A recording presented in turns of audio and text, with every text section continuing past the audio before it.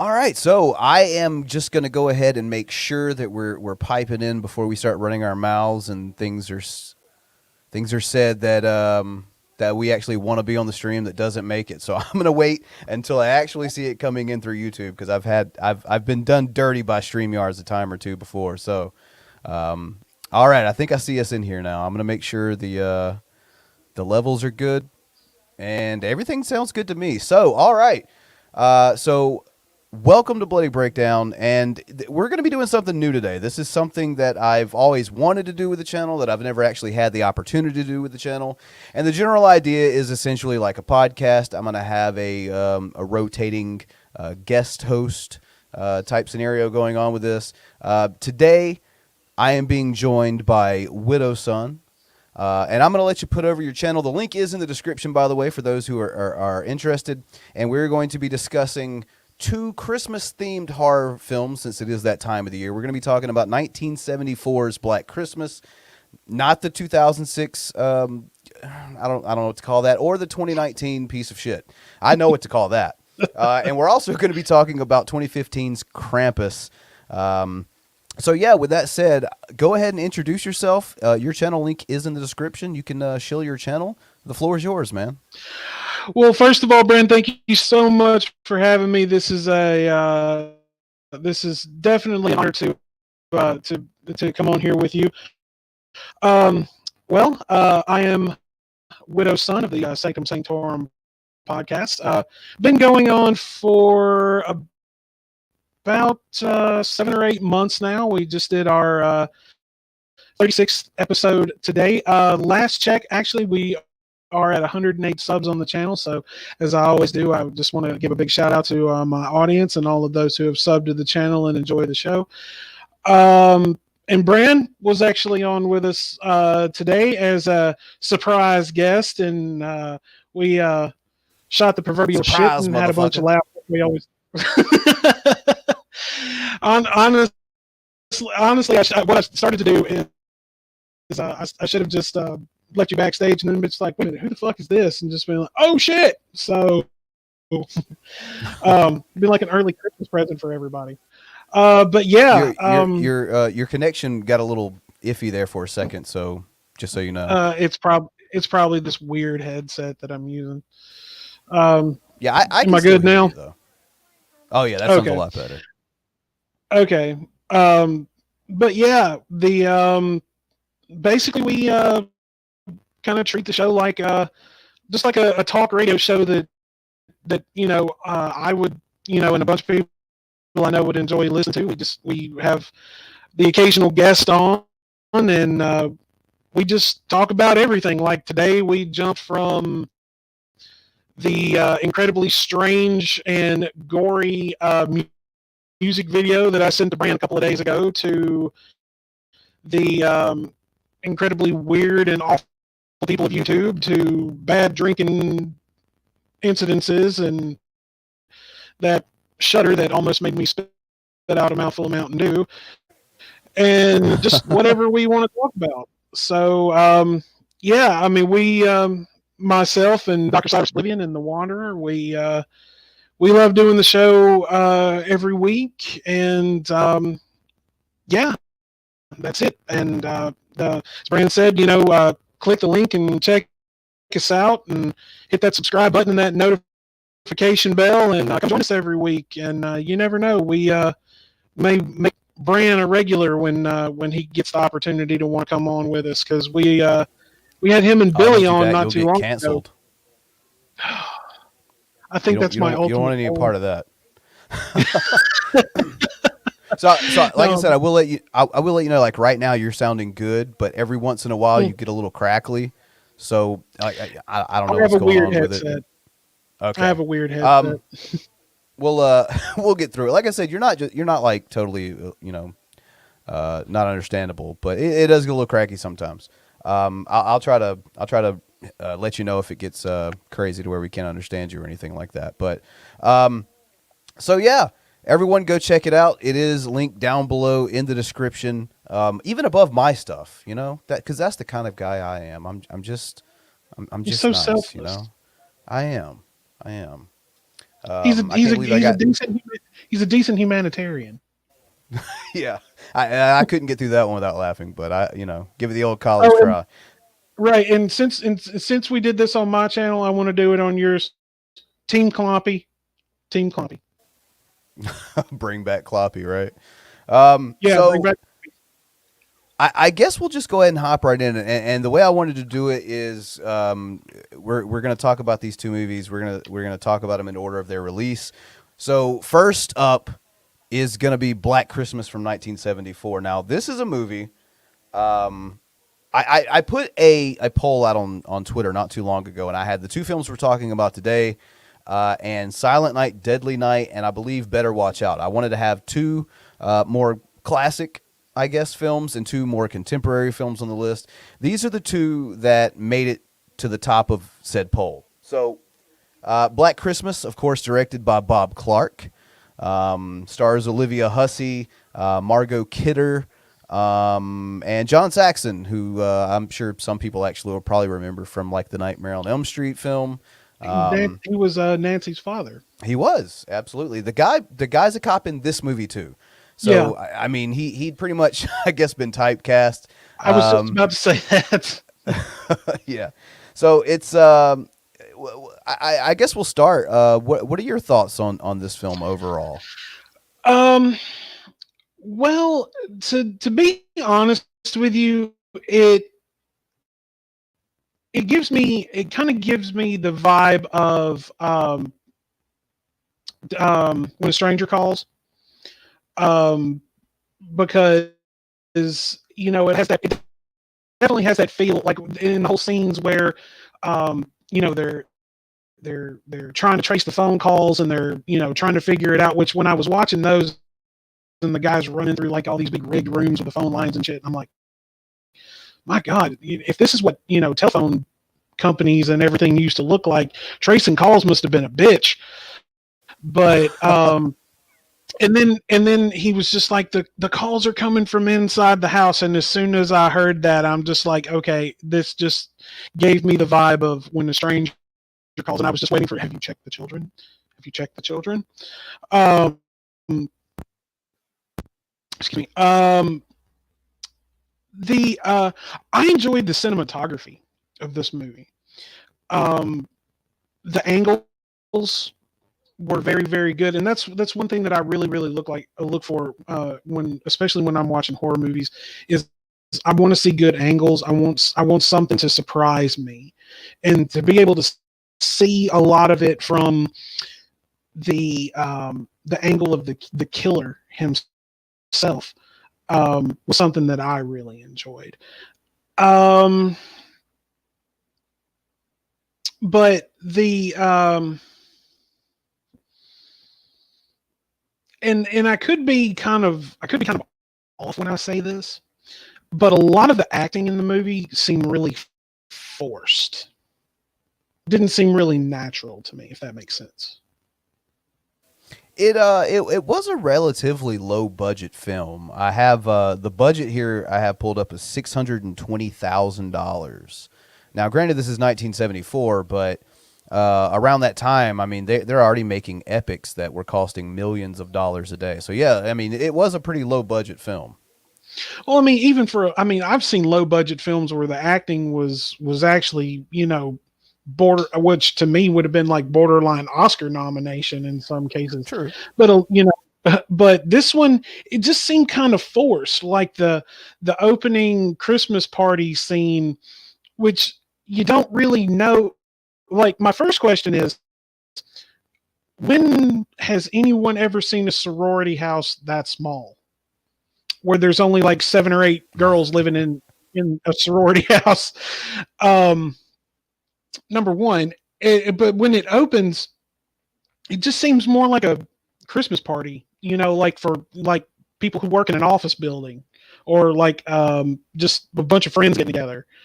Um, but it really just that's where a lot of the forced acting to me was kind of coming through. It's just like, oh, this is low I'll budget. I'm not definitely thinking. say well, I'll definitely say I have to agree with you because you kind of said two things not necessarily back to back, but that I pick up on both. And that is in this movie. I feel like there is way more talent behind the camera. Right. Like Bob Clark. I think he did a fantastic job. You talked about the cinematography. I think I don't think there's any comparison to the talent behind the camera comparative to the talent in front of the camera. And that's not to say that some of these people didn't go on to have really good careers, or there were even a couple of people in this film I think did have decent performances. But I will have to say the talent was behind the camera in this one for the most part.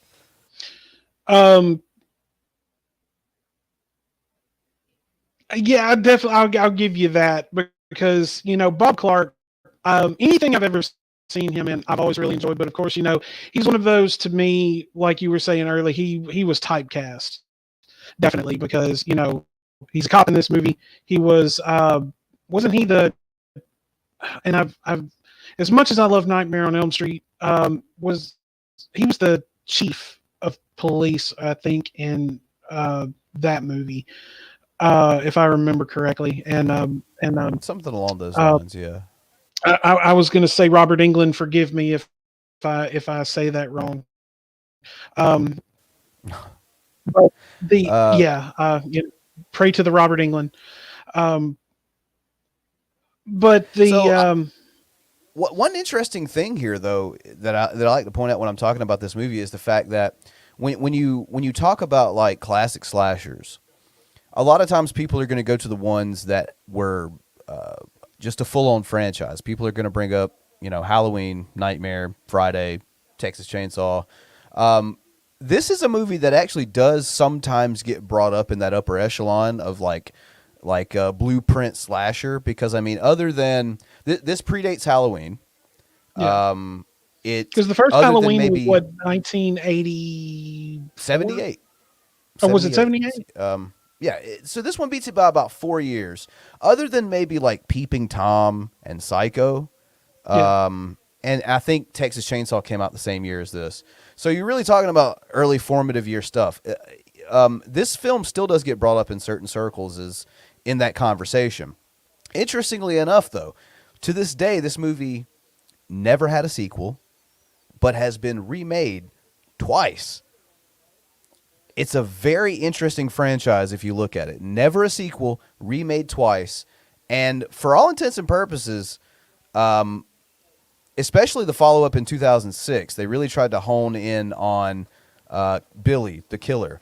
But I think one of the big problems in doing that is what this film got right, is that they didn't tell you anything about this killer. Exactly. Go ahead. Now, I haven't seen the two remakes. I'm very iffy when it comes to remakes, especially after that garbage remake of Nightmare on Elm Street that I actually paid to sit through. Yes, your face speaks volume. I wanted to write the director and the production company and demand my money back. But I couldn't. I'm very iffy when it comes to remakes, and this was one of them that I just didn't want to touch. I'm just like, no, because you can tell a lot about a remake by just watching the previews, and even just watching the previews, I'm just like, I don't want to touch this. Well, Blumhouse, who put out the latest one, and by the way, Dead Jason Todd, I think your comment should be mentioned. The last remake was balls. Yes, it absolutely was. But going on what you were saying about trailers, Blumhouse, they have this really bad habit of showing way too much in trailers. They give you way too much of the story.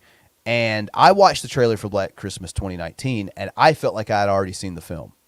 And I honestly felt that like there was really no reason for me to actually see the whole thing, because what I saw, which I felt like was way too much, I wasn't into. So as far as an effective trailer, holy shit, was that awful. But I mean, it just as far as like the killer himself in this movie, we're pretty much, and I'll tell you what, another reason why this is interesting, not just, the fact that they didn't pick this up and make more sequels, was they gave us a a non-happy ending, as far as it's not like, oh, we vanquished the killer and then maybe you get a jump scare at the end or something. It's just like, nope, he's still there, got away, up in the attic still, you're fucked. I mean, a very bleak ending without a jump scare, without anything cheap. And without even Just, really seeing who the killer was. yeah, I think you see his eye Yeah, in that's this all whole. you see. But the fact that they kept trying to peg it onto that oh god, what's that girl's name? Trying to peg it onto her boyfriend the whole time because he was Yeah, pissed off that he was pissed off that he didn't get into his music school or whatever. It's just yeah, and like, I okay, if if you I'm go ahead. no, go ahead. I'm sorry. Oh, I was just gonna say, it was kind of interesting for a movie in 1974 also to be hitting on like notes of like it's a slasher flick, but we're talking about like we're having an abortion debate in this movie. Like Yeah, it doesn't throw it in your face necessarily, but it's there. Like I kind of appreciate a movie that can tackle a topic like that without just slapping you in the face with it, without thinking you're a complete moron and you can't understand like undertones and subtext and things like that. It's another one of the reasons I love Night of the Living Dead so much, is because that movie has so much to say politically, but if you just watch it, and it's definitely possible to miss it. I But was. yeah, he was a good red herring, though. I thought, Oh yeah, yeah. I was definitely the one thing that really disappointed me was the fact that they they throw a huge red herring at you, definitely, with him. Uh, but the one thing that just kind of um, the one character that I really didn't that well the two characters that I really just kind of put me off a little bit were the first girl who was killed in the movie. Her dad was kind of off-putting, and the house mom for the sorority was definitely off-putting. Um, but I did find kind it of very odd. funny. Yeah, They were just kind of weird comic relief characters, almost in a way. yeah, because the Even dad was really just kind of stuck up and uptight, and the house mom was, hiding booze all over the sorority house, and yelling at her cat that you only see like once in the whole damn movie. Um, I did, but the kill on her though, when she got drug into the attic was really good. I actually was very very impressed with that one, how that one was done. maybe kill of the movie. Maybe kill of the movie. I think I'll give you definitely the more. Yeah, I think definitely the more. What's the word I'm looking for? The more iconic kill is definitely the first kill. I mean, it's the cover of the film, a lot of the posters. Um, the suffocation with the rap or whatever. Like it's definitely the more iconic kill. But I think if you look at the movie, the kill on the house mother is probably uh, pound for pound, no pun intended, because it is a big lady, the best in the film. I appreciated it. But that's the well thing. now I think a well lot of the kills in this movie are like that. They're memorable. Like I remember Margot Kidder getting it with the glass unicorn statue I or was whatever it was. I was just about to say that it would be a toss up between the one getting stabbed with the glass unicorn and the house mom getting drugged into the attic. Yeah, But see, the one with the glass unicorn is the one you only really see blood. Like you don't really see much mhm. blood from the other two. That's true. That's true. It's kind of along the same lines of like Halloween. Like if you've only seen the original Halloween maybe once or twice, you'll think like, oh yeah, that's a bloody movie. But if you actually go back and pay attention to it, there's not a lot of blood in that film, like at all. It's used very sparingly, and it's more about, just like in this movie. The reason I make the comparison, it's more about where is the killer and what is he doing. It's more about a tension builder, and you can have the gore, but I think it works out a whole lot better if you earn it. You know what I mean? Oh yeah. Um, I like the one of the funniest scenes in the movie was the one girl at the police station talking to the cop, and she spells fellatio out to him. Yeah. And then later in the movie, he goes into the detective's office. And they like get mad at him, and then it's like, well, that's what she gave me. And that other cop is just sitting over there just laughing his ass off. It's funny. It's like you can kind of see the humor that you see in a movie like A Christmas Story, which is also a Bob Clark film that he directed. A lot of people don't know that, or the original Porky's for those who are in the know about those movies. Oh yeah. You see a little bit of his humor come through in certain ways, like that. Maybe the house mother. It's definitely there. So it's funny whenever I see people get upset about like comedy relief characters or like something being funny in a horror or slasher film these days, when they pine for the days of the old, when it's definitely there too. Well, you have to give credit where credit's due, because in if you take a look at a lot of to me, if you take a lot, and this, and what I'm about to say is just strictly my opinion. If you take a look at a lot of the, and I'm not going to basically, I'm not going to say anything probably made within the last few years, because the ones like movies that are made within the last years are definitely either too long, they don't get started, like they don't really, they're too slow to get going, or they're just not, like they get too much build up and then they're a complete letdown. But if you take a lot of these older movies, like Black Christmas, for example, and then you move forward, there's a nod to all of these original horror movies, and there's a lot of there is a little bit of comic relief, but then at the same time, it is a lot more serious. But I think that's one thing that is missing in some of the movies, like especially when you get to like into the whole slasher thing, is the comic relief. If you get and stay serious the whole time, you can lose your audience, some of your audience. But if you throw a curveball in there every once in a while, you're going to grab a lot more people. If what I'm saying makes sense. Yeah. I've always felt like having a joke or two sprinkled without, or having like, just a moment of, I don't know. I always looked at it like, if you keep your audience on the edge of their seat the entire movie trying to scare them, like they're going to burn out pretty quickly. And also the scares aren't going to be as effective because they're constantly looking for it.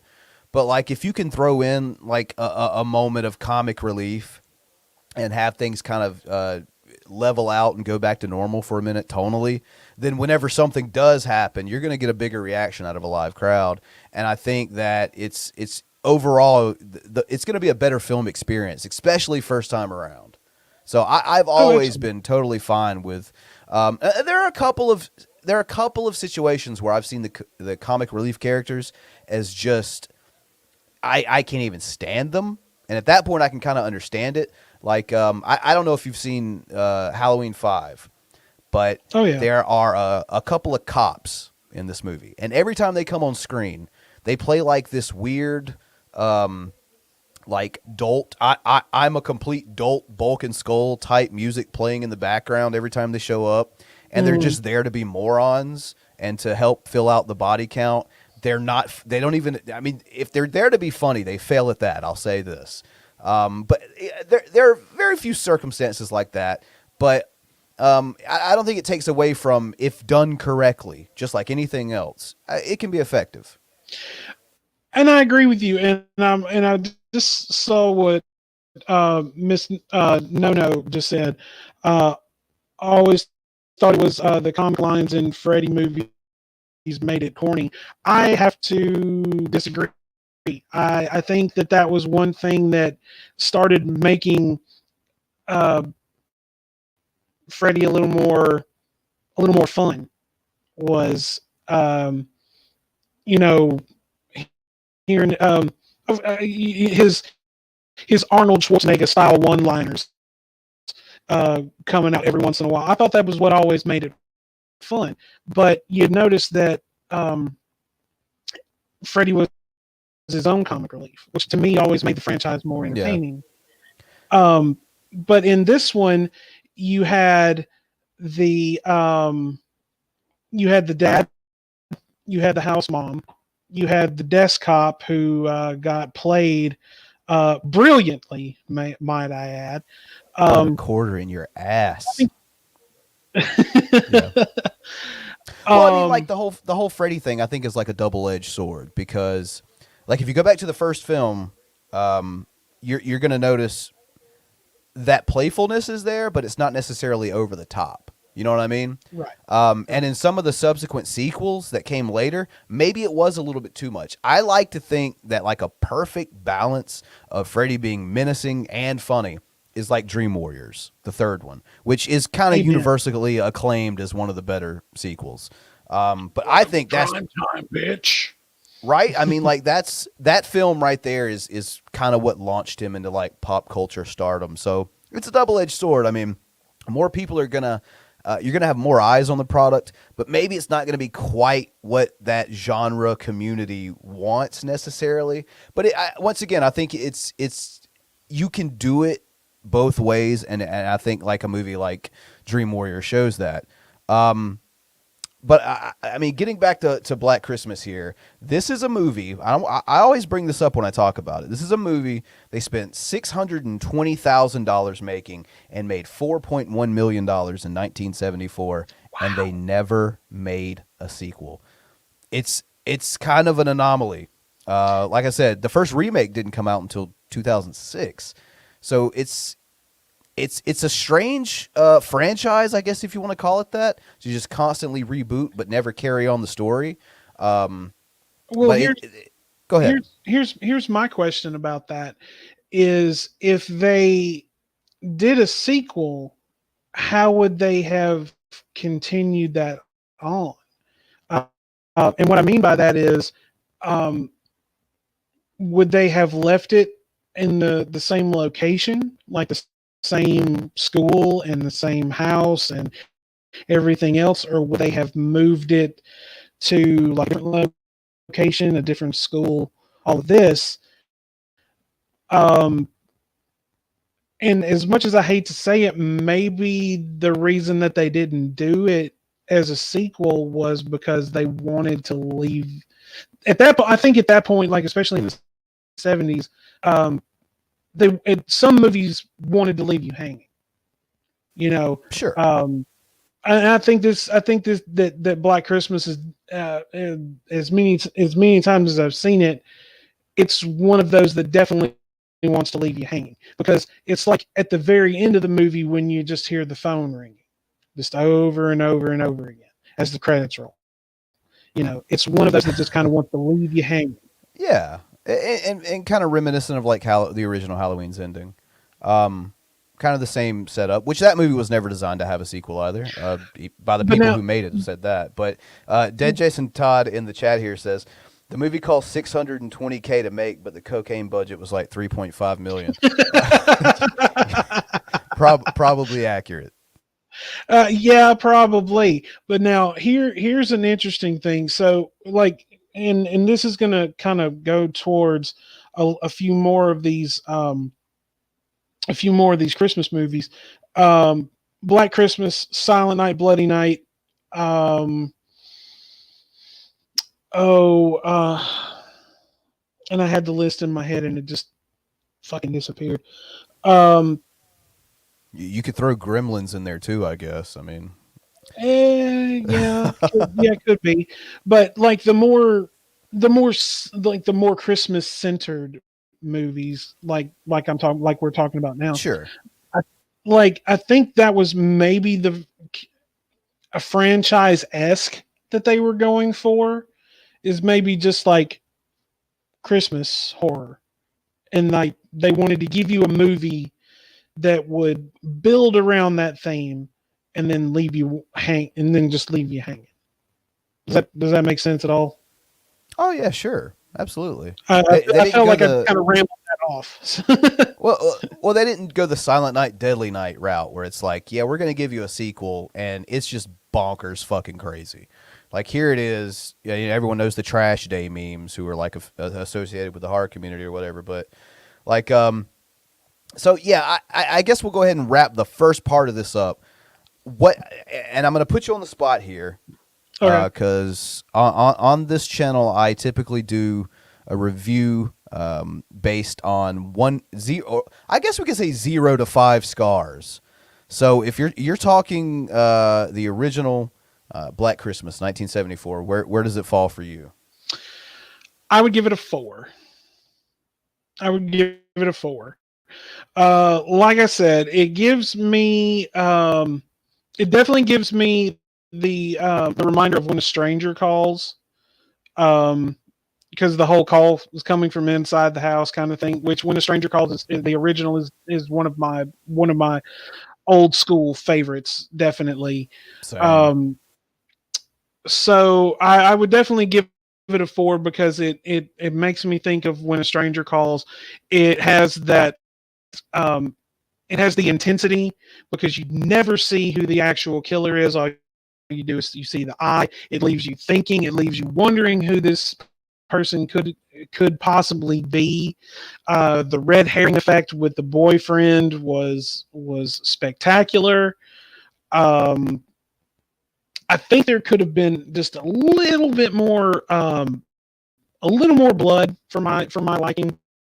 Um, as much as I love horror, I love good gore horror. That's just always just something that I've always been more of a fan of. And of course, it's like I've talked to you. You know me. I'm also really big. I'm more into like, you know, evil, satanic, demonic horror. But when I can get a good horror movie that's going to throw me a mind fuck like this one, where I don't know who the killer is and everything like that. I'm definitely gonna enjoy it, but yeah, I'm gonna give this one a 4.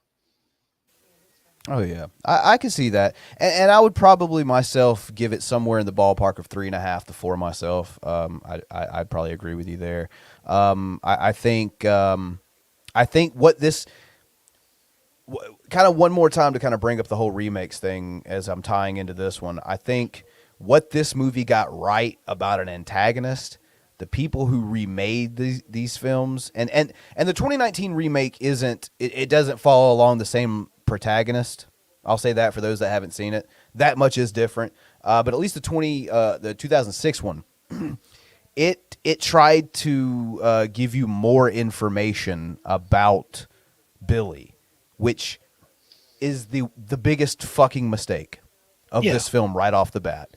So if anyone out there hasn't seen the original Black Christmas, and maybe you've been exposed, I'll say exposed, to some of the other remakes they've had of this, definitely go check out the original. It's leaps and bounds ahead of that. I think it's ahead of its time, quite frankly. And it's just an overall good film. And if you're anything like me, you get tired of watching the same Christmas movies every single year.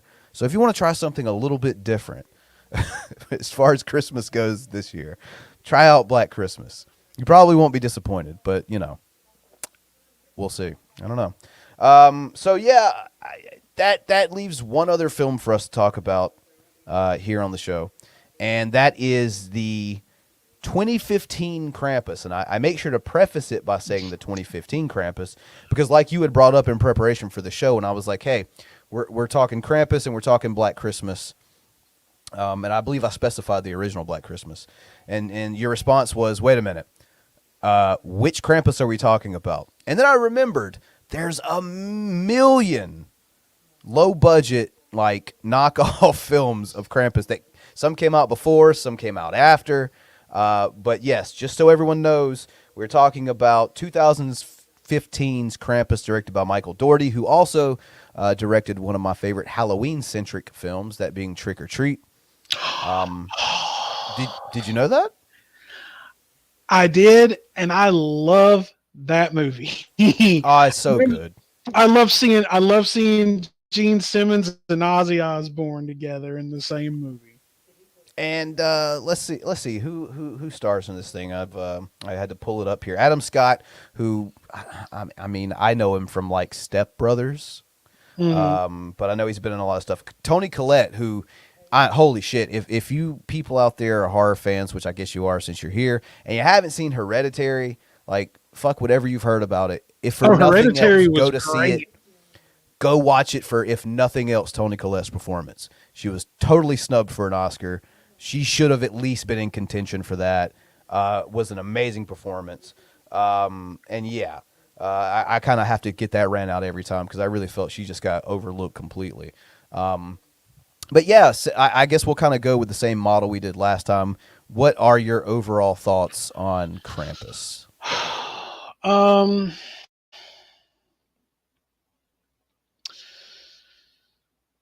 where do I even start? Okay, It's first a of pretty all, contentious film, even amongst like the horror community. I've noticed.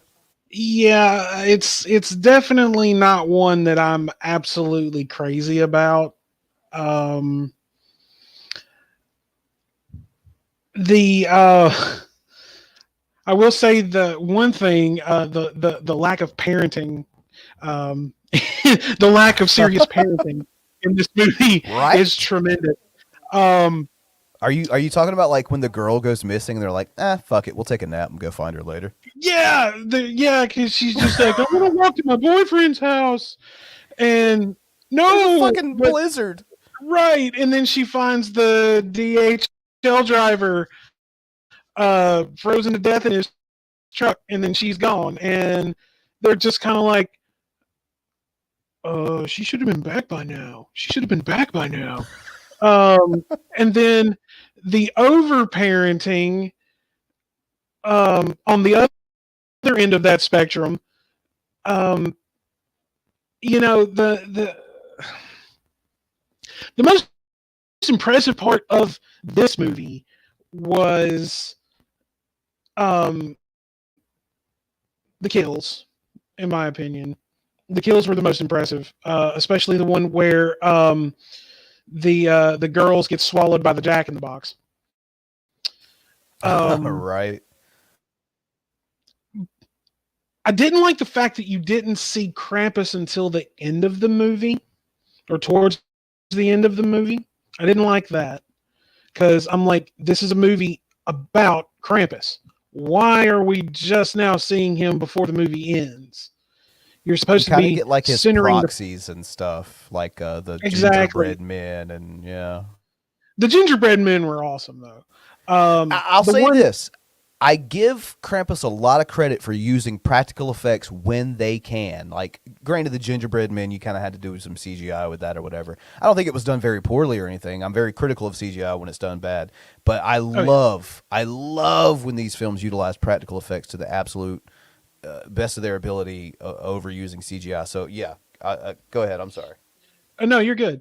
Um, I did like the gingerbread men. Gingerbread men were awesome. One of my favorite parts in this movie though was when the dog ate the gingerbread man. Yeah. Um, but and poor dog. They send the dog after things in the air vent, and then the dog is no longer. I'm like, really, really? You couldn't have just left it alone. You Oh. had to send the dog. You had to send the dog. Um, I would have to say probably my favorite character in the movie would be the grandma. The grandma is Yeah. definitely the favorite character throughout the film. Um, but there were just a lot of, to me, there were a lot of holes in this movie that. Well, you want to talk about likable and unlikable characters before you get into that really quickly. How many likable characters were even in this fucking movie? First off, because they gave us a family full of people that for one reason or another are totally fucking unlikable, and you just can't wait to see them fucking die, which Oh can yeah. sometimes be a mistake when you're, like the thing is about slasher movies is at least I think a majority of the characters you kind of have to be somewhat invested in. Like that should be the goal, so you care if they die. Something I think like the Scream movies, for example, are really good about doing. But yeah, go ahead. Um, you're right. There are so many unlikable characters in this movie.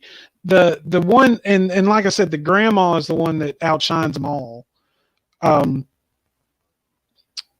but I think, and she in turn to me is like the ultimate hero of the movie. She's basically sacrificing herself um, at the end, in a way. Um, but I just all Well, the characters she's just rub me, also yeah. Go ahead. I'm sorry. just all the characters with the exception of her just all rubbed me the wrong way. I'm just like, no, I can't wait for your death scene to come up because I want to see how you bite the proverbial dust or snow in this point. Um, Right. Eat the yellow snow and get it over with. Right. Right. Well, like the grandmother, the reason I actually like the grandmother is because she serves. I always kind of have a soft spot for these characters like Crazy Ralph from the old Friday the 13th movies. They're like Yeah, that soothsayer that hey, some bad shit can go down like if you don't listen to me. And of course, no one listens to them. But I always have a soft spot when those characters die. Because I'm like, not them. Like, they warned everyone. No one listened. And now they have to suffer the consequences for trying to help people. But, she kind of does fulfill that archetype of, like, the soothsayer of danger approaching. Almost reminiscent of, like, you're a Dr. Loomis from a Halloween or something like that. Granted, slightly a different setup. But she's one of the few likable characters in this movie. I think, like, even some of the likable ones make some really dumb decisions. Like we had mentioned earlier about, oh, our daughter's missing. Guess we better take a nap. So like, it's a strange, and this was Michael Dougherty's follow up as far as directing from Trick or Treat. So when you watch Trick or Treat, and if you're anything like me and you really enjoy that movie and you really want to see a follow up, even though it's not necessarily a sequel, it's his follow up, his next directorial outing, so to speak. And this is what we get. This movie is I can praise it for certain things. Like I said about practical versus CGI effects.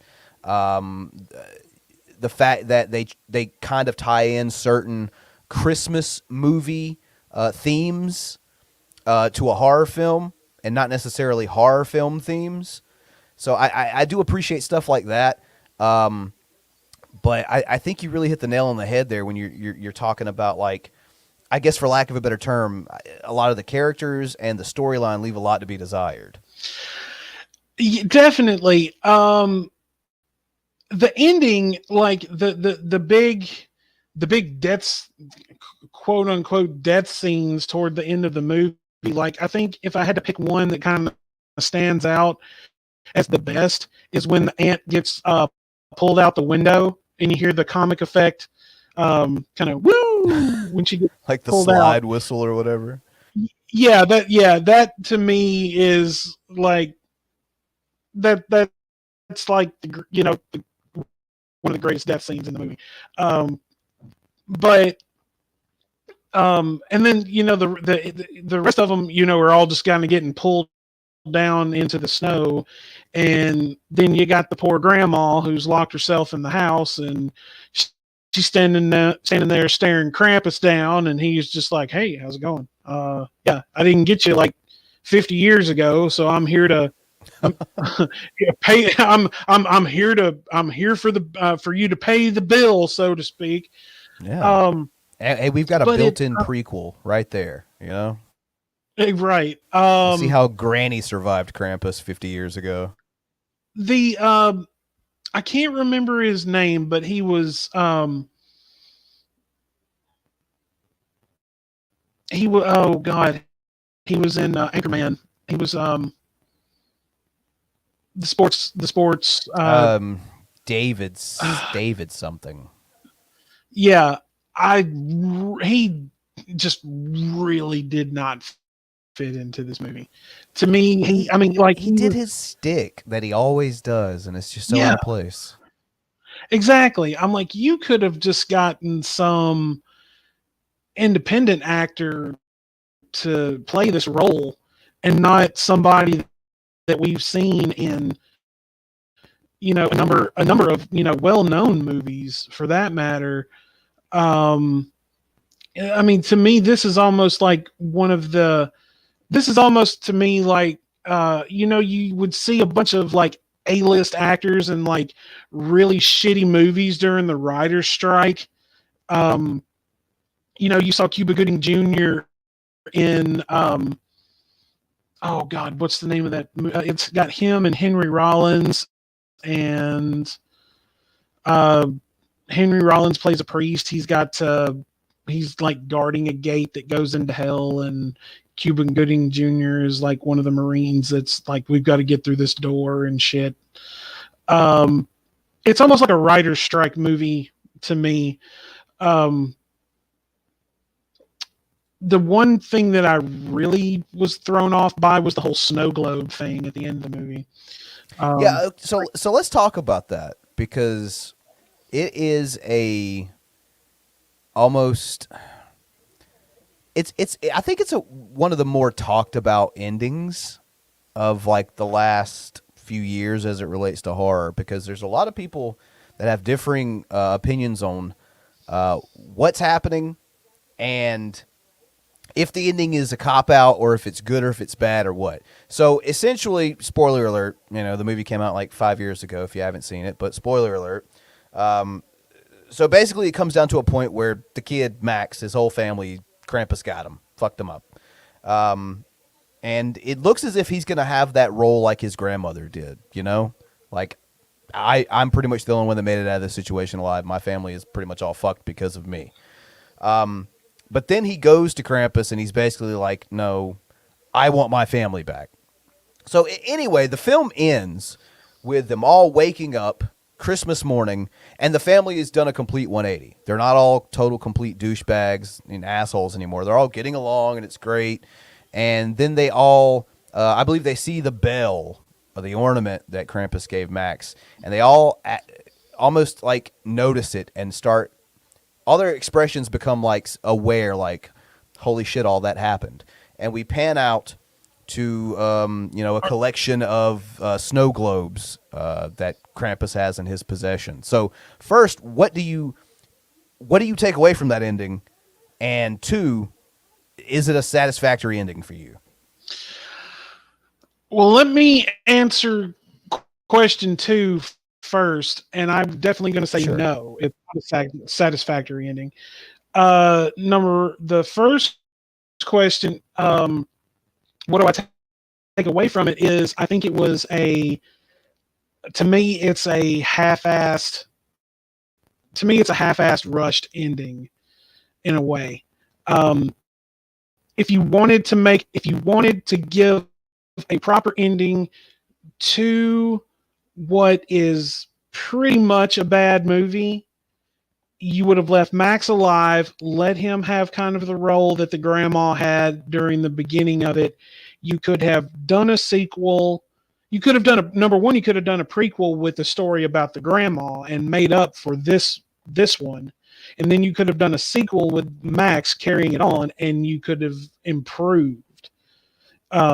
You could have improved from the original by doing the sequel, and then you could have done a much better job and done a proper franchise and done it justice with a proper prequel. Yeah, I think you probably could have had a somewhat successful franchise based off of, like, you got to think, this is 2015, it's 5 years ago.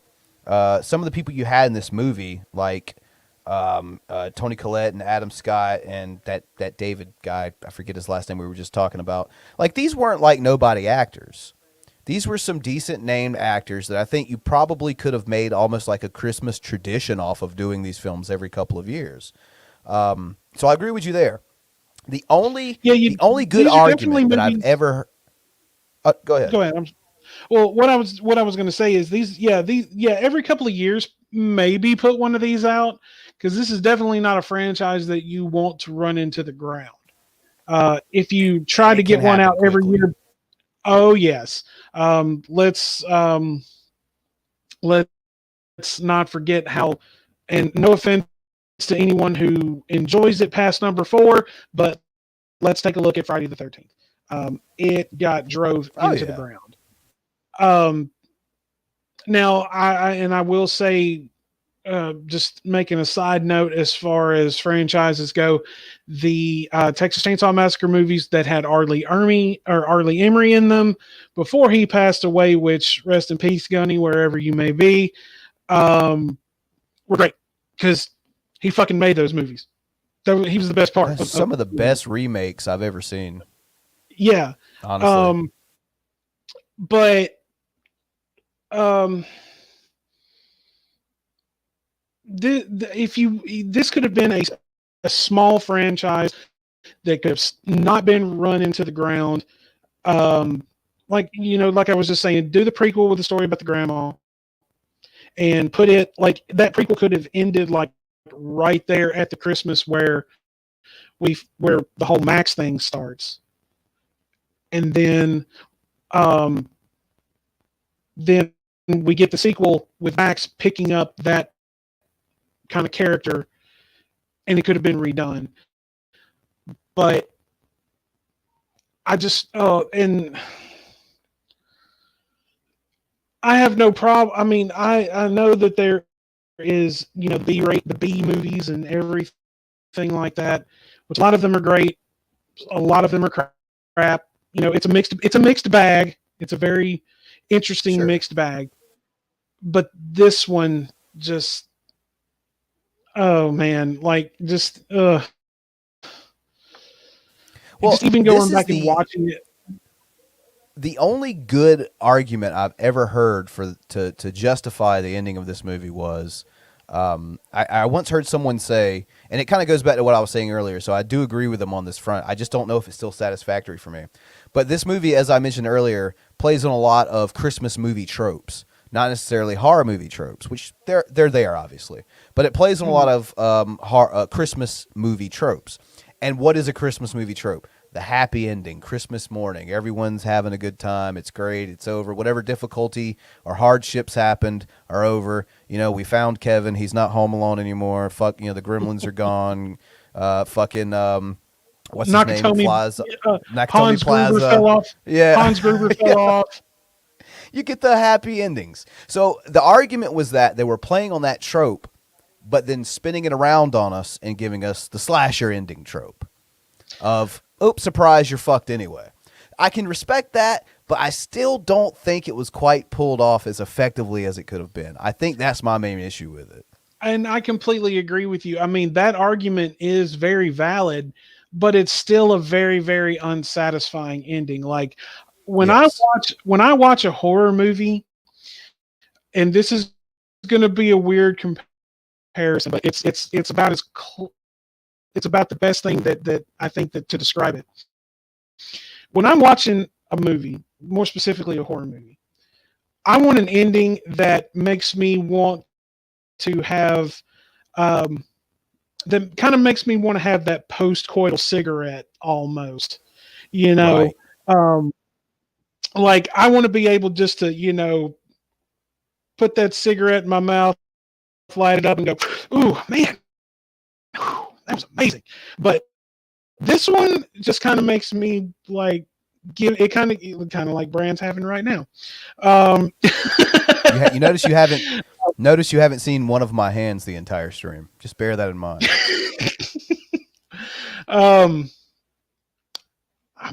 I'm kind of scared. I'm terrified now.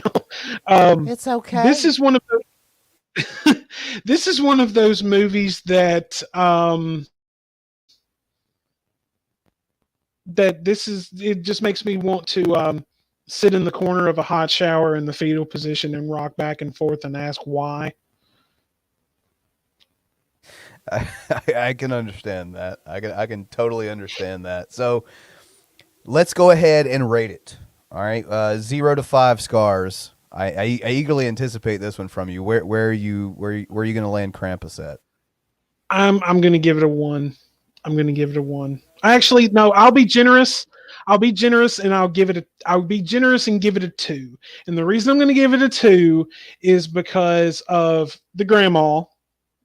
I'll give it a 2 for the grandma, and I'll give it a 2 for the comedic pull out of the window for the ant, and I will give it a 2 for the girl getting eaten by the Jack in the Box, and the gingerbread man and the dog eating the gingerbread man.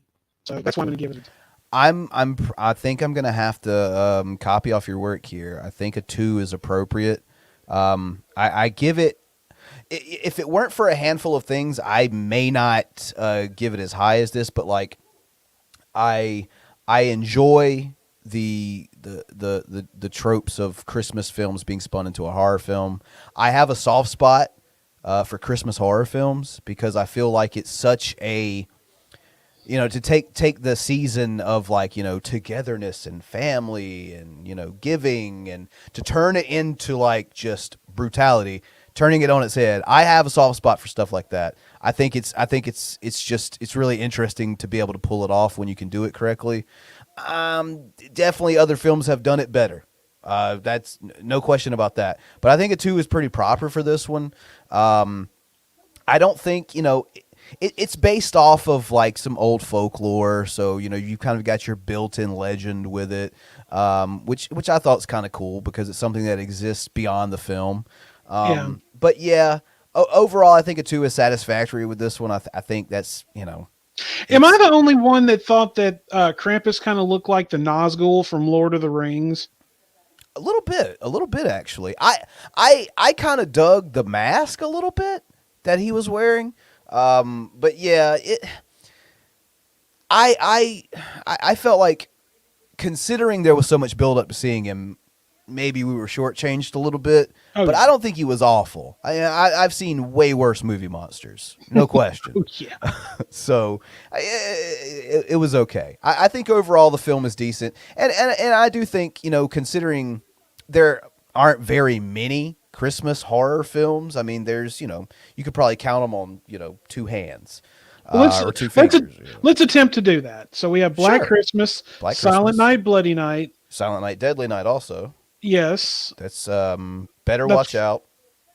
Krampus. Wait a minute. Okay, hang on. I think we're on a miscount here because I was already at 5. So let's go back. We got Black Christmas, Krampus, Silent Night, Deadly Night, Silent Night, Bloody Night.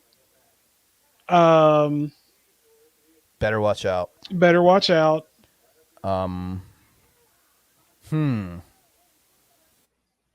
Some people throw Gremlins in here. I don't know. Some people throw Gremlins in there. That's what I heard when I made this poll. Were people saying Gremlins? So I don't know. Gremlins to me is more, while it could be a Christmas movie. Well, actually, it is a Christmas movie. Gremlins is more of I would say more of a thriller comedy versus like a horror comedy. To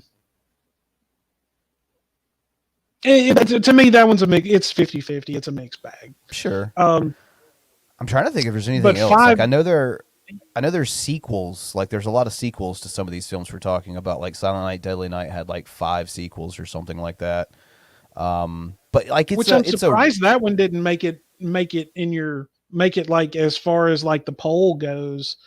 Right. I was looking forward to talking about the first one. Yeah, because the first one is fucking badass. Santa with an axe.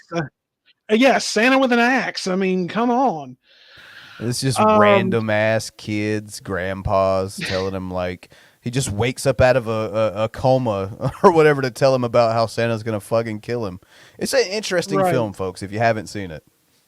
Oh, it's been a long time since I've seen it. I think that was definitely one that now for you youngsters out there, there used to be these things called video stores, and I remember going and renting that movie from the video store one night, and I was just like, wow, that was definitely one of those that I had to see. But yeah, Krampus did not blow my skirt up at all. Like I said, by the way, we've got some assistance here in the chat from Cody Ray, who adds Christmas Evil and Santa Slayer. So I've there's some heard more of out there. I've heard of Christmas Evil. I've just never seen it. And Santa Slayer, I've never heard of. Was that the So one with those are with two. Bill Goldberg? Like, if am I mistaken with that? I remember Bill Goldberg portraying Santa in a horror film. And Who's if that's next? not it, then then there's another horror film with Bill Goldberg portraying Santa. I don't know, but it's Well, there somewhere. right. And if Bill Goldberg is in fact playing a horror movie character, then we found out who's next. It's everybody in the movie. Um, Yeah, an actual so, spear, just throw it right through him. honestly, anytime I've ever seen a professional wrestler in a movie, that's one thing I've always wanted to see. I want to see your finisher in the fucking movie, especially if it's an action flick. So, um, They did that in it's like like when The you see Stone Longest Cold. Yard or some shit, didn't they? I think maybe. No, I know. no, that was a clothesline that made Stone Cold Steve Austin shit his pants. Um, but yeah, I it's it, Krampus just didn't. Like I said, it makes me want to go sit in a hot shower in the corner, rock back and forth in the fetal position, and cry. Um, whereas Totally understandable. Black Christmas, right? Whereas Black Christmas gave me that post coital cigarette feeling. Yeah, So and that's kind of why I'm you got glad, one and honestly. Yeah, I'm you kind of got one glad and those you got two the other. movies topped. Yeah, in a way, because you kind of get both sides of the spectrum. And I would probably be the same way if the other two had won. Although I'd probably give more credit to Better Watch Out. I think it's a better film because it comes out of nowhere. Like the plot of the film unravels like a fist to the fucking face. So I enjoy that one too. But we're gonna go ahead and wrap Cody this one up. Cody What's that? incidentally, Cody Ray did say Goldberg. It was Goldberg. Okay, yeah. So I have seen that one. it's I'm gonna have to see that now. if you got if you got a that lot of spare time, maybe. that right there just ranked up with that shudder that you gave on my show earlier. except I wasn't. Except you didn't catch me off guard with drinking this time. Sorry. Try harder next time. So yeah, I think we're going to go ahead and wrap this one up. I do want to thank you for coming on, and one more time, go ahead and shill out your channel, which, by the way, is linked down below. Yeah. Well, Brent, first, thanks for having me on. This has been so much fun. And I definitely would love to come back if you'll have me. Oh, absolutely. But yeah, the Sanctum Sanctorum podcast, we do it once a week. We try to do it on Saturdays, depending on my work schedule, of course. Next episode is coming up this Wednesday with the Wanderer and I, which the Wanderer has been in the chat, being his wandering self. But click on the link below, guys. Check out the show. Hit that subscribe button. Get the notification bell on. Come and hang out with us in the chat. We're going to definitely, Bran was on with us today. We had a blast. We're definitely going to have him back. I'm definitely, I'm definitely very, very grateful for all the support that we get on the channel, and nice to know that Brand is a fan of us now. That means that warms cockles of the heart. It does. Yeah, I'll totally say for those who haven't checked out an episode, I've been on twice now. Both times I've had a blast. Always good conversation, good times. Definitely go check it out. Like I said, it is linked down below. But yeah, Brand, once again, thank you for having me on. This has been so much fun. I definitely want to come back. I definitely want to come back. The next time I come back, I definitely want to talk with you about the music video that I sent to you, because you and I can have some good fun talking. We can have some good fun talking about that. Right. So, but thanks again, man. It's been a blast. Oh yeah, thanks for coming on. And yeah, before we depart from one another on this fine evening, leave a like if you haven't already. If you're new here, feel free to subscribe. That would be fan-fucking-tastic. Check out all the links down below. You will see the Sanctum Sanctorum link down below. You will see all my links for social media, for Patreon if you'd like to support my work. And yeah, I guess other than that, thank you for joining me. And thank you all out there for joining us for this first episode of the podcast. And in going forward in the future, we're probably going to stick to, maybe tackling a movie or two, or maybe just a topic or two. So you never know what we're going to be talking about here. A lot of times I think I'm going to leave that open for polls via Twitter and things like that, just to see what people are really interested in wanting to hear about. But yeah, other than that, thank you all once again. And I think maybe we'll start doing these maybe once or twice a month, depending on how well received it is. So yeah, I guess with that said, I'm Brand from Bloody Breakdown. I want to thank you all for joining us, and we'll be back very soon. Actually, recently released the worst entries in horror franchises. So I am going to not just be a negative Nancy. I'm going to be positive about it as well, and I'm going to release a new one that is going to be the best entries in popular horror franchises. So be on the lookout for that as well. So I'm Brendan from Bloody Breakdown. It's been a blast as always, and we will catch you all